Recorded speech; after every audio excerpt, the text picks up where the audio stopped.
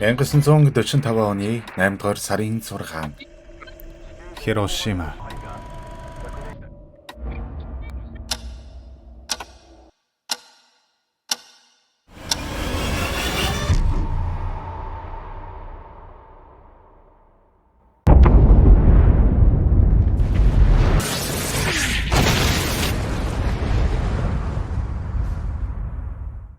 Дэлхийн 2 дугаар дайны төгсгөл рүүгээ дөгж байсан ч номхон далайд тулаан ширгүүн үргэлжилсээр байлаа. Америкийн нэгдсэн улсын засаг захиргаа дайныг хурдан дуусгах, өөрийн цэргүүдийн хохирлыг багасгах, мөн зөвлөлт холбоот улсад өөрийн цэргийн хүч чадлыг харуулах зорилгоор Манхэттен төслийн хүрээнд бүтээсэн цөмийн зэвсгийг ашиглахаар шийджээ. Энэхүү бөмбөгдөлтөнд дайны төгсгөхөд чухал үүрэг гүйцэтгэсэн ч олон мянган иргэний амь насыг хөнөөсөн хүмүүнлэгийн асар их хохирол учруулсан үйл явдал болж түүхэнд хардтал үлдээсэн байна. Энэ тухай дэлгэрэнгүй ярихдаа түүхийн баримт, үйл явдлын дараалал, үр дагавар, маргаантай асуудлуудыг авч үзэх болно.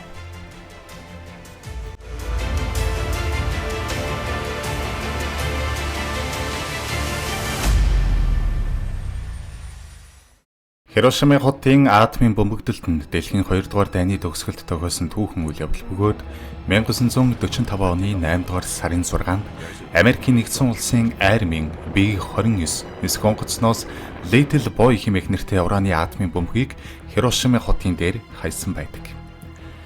Энэ нь дайны түүхэнд анхудаа атомын зэвсгийг байлдааны зорилгоор ашигласан тохиолдол болсон байна. Хирошиман цэргийн бааз, үйлдвэрлэлийн төв байсаас гадна газар зүйн байршлан бөмбөгдөлтийн хөнөөх чадварыг хэмжихэд тохиромжтой гэж үзжээ. Хотыг хүрээлсэн уулсан дэлбэрэлтийн цохилтын долгионыг буцаан ойлгож, хотын төв хэсэгт төвлөрүүлэх зорилготой байжээ. 1945 оны 8 дугаар сарын 6 өглөөний 2 цаг 45 минут Америкийн нэгдсэн улсын 509-р нэгтгэлийн B-29 онгоцнуудад Тянаны арлаас хүрчээ. Үндсэн онгоц нь Энола Гэй нэртэй Пол Тиб захиндын шууд удирдлагад байсан байна. Энэ онгоцонд Little Boy хэмээх нэртэй ураны бөмбөгийг атсан байсан бөгөөд шинийн 4.4 тонн, урт нь 3 м, хүч нь 15 килотонн TNT-д тэнцэхээр хүчтэй байжээ. Энола Гэй онгоц дэлбэрэлтээс зайлахын тулд 155 градусын эргэлт хийж 45 секундын дотор зүгтааж амжижээ. Өглөөний 8 цаг 14 минутанд онгоцонд суусан багийнхан Аои гүрийг өнлөн 8 цаг 15 минутанд бөмбөгийг хайжээ. Бөмбөг 43 секундын турш унаж газраас 600 метрийн өндөрт дэлбэрсэн байдаг. 43 секундын дараа асар их гэрэл цацруулан 1 сая хэмээс илүү халуунтай галт бөмбөг үүсгэжээ. Дэлбэрэлтийн төвд газрын гадарга бай 3000-аас 4000 хэм төрч агарын даралт ихсэж хүчтэй цогцолтын долгион үүсгэжээ. Үүний үр дүнд хотын 70% орчим барилга байгууламж сүйдэж 5-аас 6 квадрат миль талбай галд автжээ.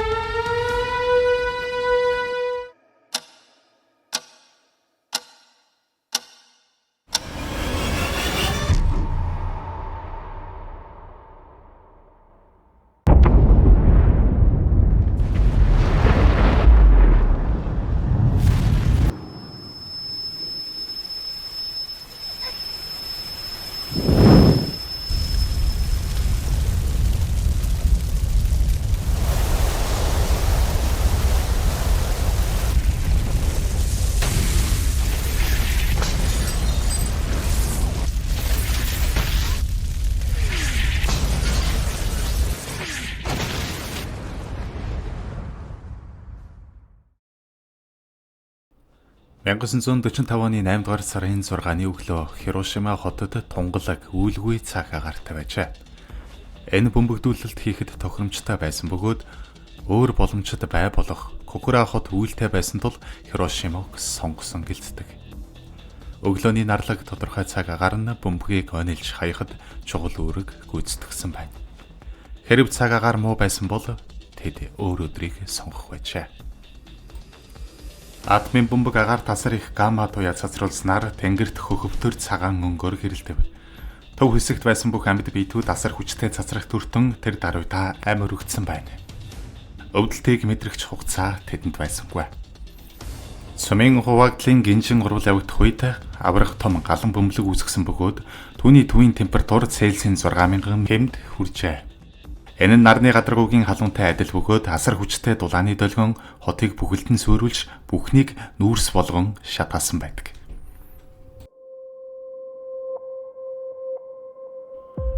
Тус дэлбэрэлтээс шууд 70,000-аас 80,000 хүн амиа алдсан байдаг. Үүнд гэвчлэн энгийн иргэд тэр дундаа эмэгтэйчүүд хүүхдүүд байсан байдаг. Хотын цэргийн гарнизон 21,000 цэрэгтэй байсан ч нас барагсдын 90% нь энгийн иргэд байлаа. Дэлбэрэлтээс үүсэн халуун хүмүүсийн шууд оршуулж барилгыг галдан шатаасан байна. Шок долгион 1 км радиус бүх зүйлийг сүрүүлж гал төмөр хотыг бүрхсэн байна. Тухайн үед Хирошима хотын хүү ам 350,000 орчим байсан бөгөөд дэлбэрэлтээс амьд үлдсэн хүмүүс цацрагт өвчин төлөгдөлтөөс болж зовцоож байв. 1945 оны төгсгөл гэхэд нийт нас барагсдын тоо 140,000-д хүрсэн гэсэн тооцоо бий. Үүний дотроос 38,000 нь хүүхэд байсан гэсэн судалгаач бий. Амьд үлдсэн хүмүүс цацрагт өвчнөөс болж хүс унах, дотор муу харих, цус алдах зэрэг шинж тэмдэг илэрсэн байдаг. 窓を全部開けて、電車道の方の窓を全部開けて、今日は綺麗なね、ものすごい晴れてたんです。いつもの食堂へ行って食事をしてで出ようとしたら、下級生3人に会って私はその日ねやっぱり夏休みとはありませんでしたのでね。Өглөөний 7 цаг 10 минутанд агаарын дайралтын түгшүүр зарлагджээ. Гэвч түүнээс хойш 45 минутын турш хүмүүсийн амьдрал дахин хэвийн үргэлжилж байлаа. Тэр үед хүмүүс бөмбөгдөх чонгоц харахад дассан байсан тул мөнгөлөг өнгөтэй B-29 бөмбөгдөгчийг төдийлөн тоосонгүй.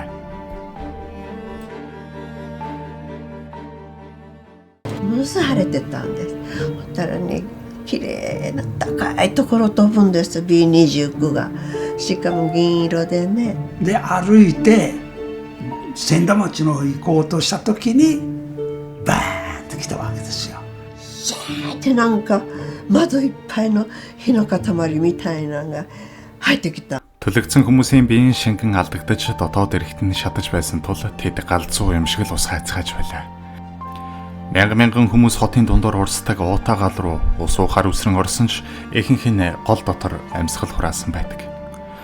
Голын ус цогцоор дүүрч улаан өнгөөр урсаж байсан гэсэн тэмдэглэл бай.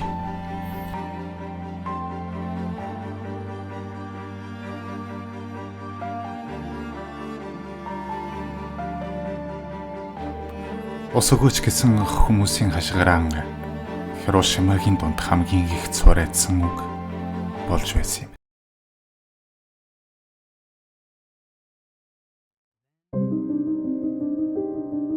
Дэлбэрэлтийн дараа 2 цагийн дотор хотод хар бороо орсон байдаг. Энэ нь цацраг идэвхтэй бодис, тоос, үнс, шавар холилдон хар өнгөтэй наалтамхай бороо байсан бөгөөд 1-2 цаг үргэлжилжээ. Хар бороо нь цацрагийн хордлого үүсгэж, арьс түлэх, өвчин үүсгэх зэрэг үр дагавартай байсан байна. Энэ бороо нь гал төмрөөс үүссэн утаа, тоосыг агаар дөргөж, дараа нь бороо болон буусан гэж үздэг. Олон амьд үлдсэн хүмүүс энэ бороонд өртөж урт хугацааны өвчлөлт үүсчээ.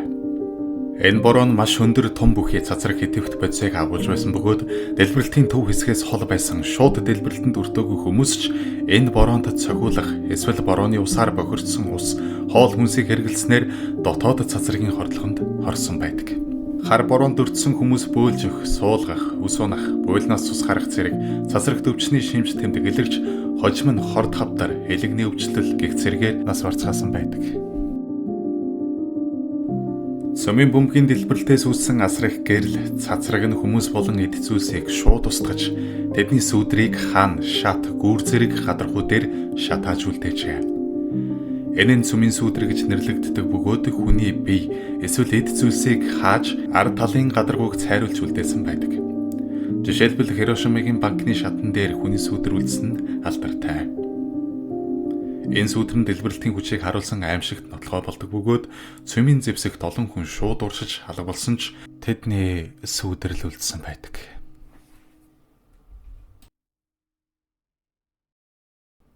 Энолагийн онгоц бөмбөг хайснаас хойш 12 цагийн дараа буюу 1945 оны 8 дугаар сарын 6-ны өдрийн 14 цаг 58 минут буюу Номхон далайн Тянаны гарал дах баазад амжилттай газардсан байна. Онгоцноос бууж ирэхэд Номхон далайн стратегийн агаарын хүчний командлагч генерал Карл Спац онгоцны дарга Пол Типцийг одонгоор шууд газар дээр нь шагнасан байдаг.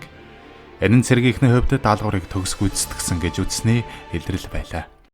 2 удаагийн цөмийн цогцолд болон 8 дугаар сарын 9-нд зөвлөлт холбоот улс Японд дайн зарласан нь Токиогийн удирдлагыг цочирдуулав. Америкийн нэгдсэн улсад олон тооны цөмийн зэвсэг байгаа гэсэн айдас тэдний шийдвэрт нөлөөлжээ. 8 дугаар сарын 14-нд Японы эзэн хаан Хирохито мэд тэсвэрлэшгүй зүйлийг төвчих ёстой цаг боллоо хэмээн мэдэгдэж Потсдамын тунхаглалын нөхцөлийг хүлээн зөвшөөрөв. 1945 оны 8 дугаар сарын 15-нд Японы эзэн хаан радиогоор ард түмэндээ хандан Япон улс бууж өгснэг зарласнаар дэлхийн 2 дугаар дайн албан ёсоор дуслаа.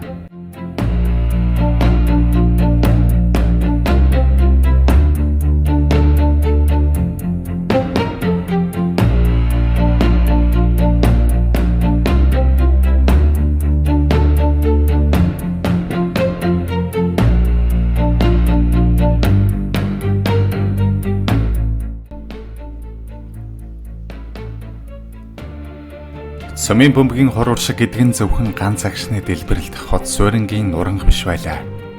Энэ нь хэдэн үед амьдсан өвчин шанал, хагцал, харуулсал, байгаль дэлхийг амьгүй болгох хорт цацрагийн аимшиг суурил байсан юм. Хүн төрлөختөн өөрийн бүтээсэн зэвсгээрээ өөр өөрийгөө мөхөөж болох хамгийн туйлын цэгийг Хирошима, Нагасакигийн дэлбэрэлт бидэнд харуулсан билээ. Гэвч бүх аимшигт нуранг үнс норм дундаас Япон улс дэлхийн нийтийг алмааруулсан Японы гайхамшигыг бүтээж чадсан юм. Тэдний сэргэлт бол зөвхөн эдийн засаг, технологийн дэвшилт биш, харин сэтгэл зүйн агуу ялалт байлаа.